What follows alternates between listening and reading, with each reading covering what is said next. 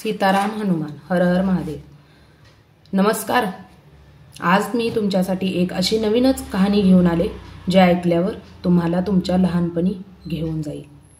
अशा गोष्टी आपण ऐकायच्या विसरलो आहोत, म्हणून म्हटलं तुमच्यासाठी काहीतरी वेगळं घेऊन यावं, तर नक्कीच ऐकायला विसरू नका आपली ही गोष्ट। ती माणूस नव्हती पण वाट बघायची, ती माणूस नव्हती पण वाट बघायची, दरवाजात उभी राहायची पण कधीच आत येत नसायची। तिच्या सावलीचा थरकाप आजही गावात विसरलेला नाही। लोक म्हणतात रात्रीच झाली की पाय वळू द्यावेत घराकडे, कारण ती अजून तिथंच आहे वाट बघत। कशाची वाट बघते ती आणि कुणासाठी हे कधी कळलं नाही कुणाला, पण एकदा ऐकली की ही गोष्ट विसरली जात नाही। गोष्ट ऐकतोय ना? ही गोष्ट पूर्णपणे काल्पनिक आहे, पण मी ती खरी वाटावी अशा शैलीत लिहिली आहे। गावठी बोलणं, थोडी वाकणूक, थोडी गुंतवणूक आणि खरे वाटेल अशी। ती माणूस नव्हती पण वाट बघायची, ती माणूस नव्हती पण वाट बघायची।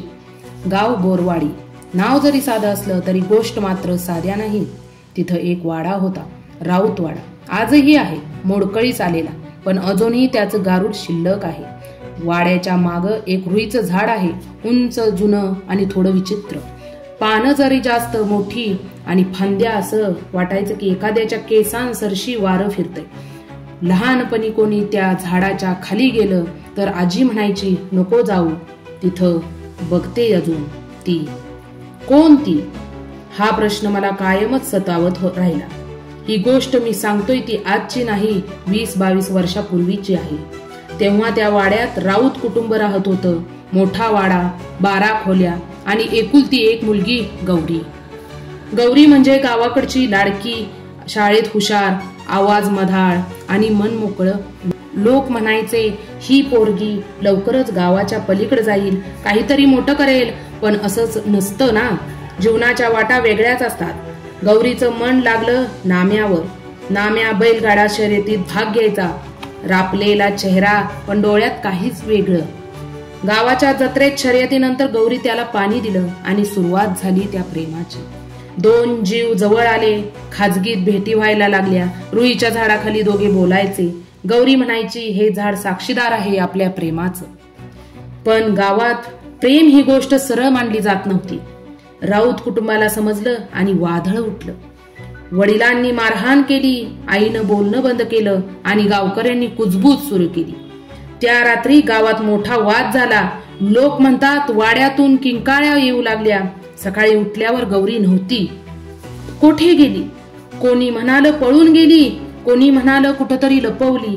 पण जेव्हा झाडाखाली तिचे पैंजण सापडले तेव्हा गाव शांत झाला। त्या दिवसानंतर त्या झाडाखाली एक वेगळी थंडी जाणवू लागली।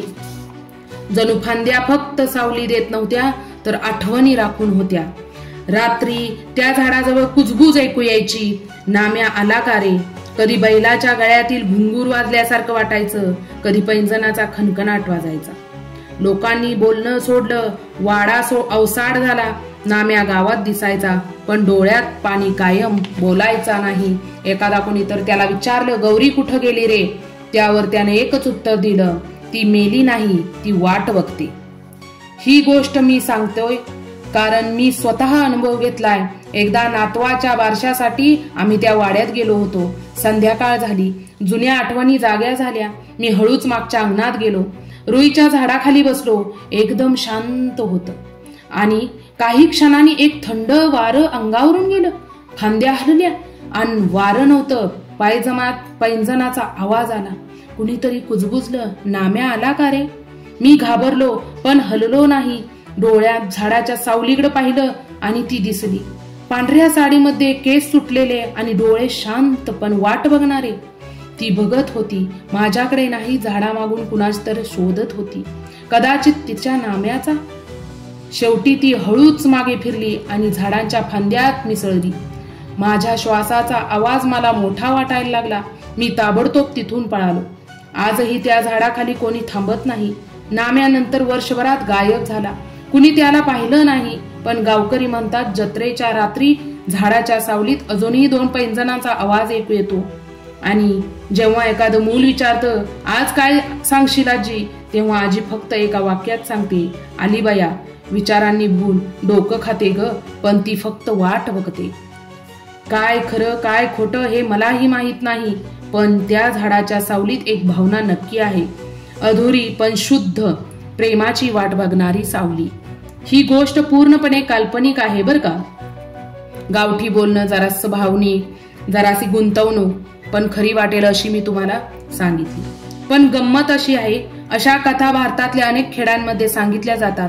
गावागावात वेगवेगळ्या नावांनी, झाडांनी, वडांनी, लोकांनी, म्हणून ही गोष्ट पूर्णपणे खोटी नाही असं म्हणता येत नाही. कारण भावना खरी आहे, प्रेम, वचन, अधुरं काहीतरी, या गोष्टी खऱ्याच वाटतात, म्हणून गोष्ट खरी वाटते.